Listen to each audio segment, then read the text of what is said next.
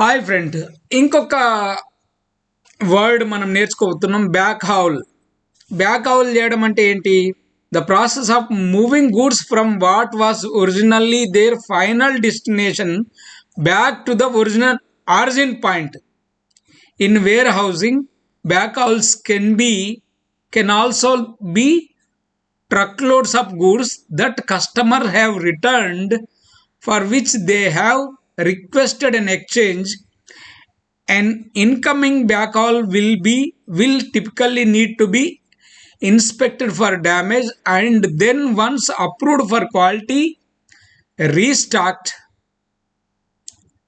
Okay, so friends, suppose ఈ back howl అంటే ఏంటంటే మన దగ్గర నుంచి ఒక వస్తువు పోయింది కస్టమర్కు, కానీ due to some reason or other customer ఏం చేశాడు, రిటర్న్ చేశాడు అనుకోండి. రిటర్న్ చేస్తే ఏం చేస్తాం మనం?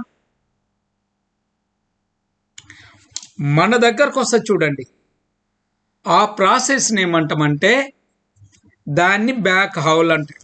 Back howl. ఈ బ్యాక్ హౌల్ వచ్చింది మనకు.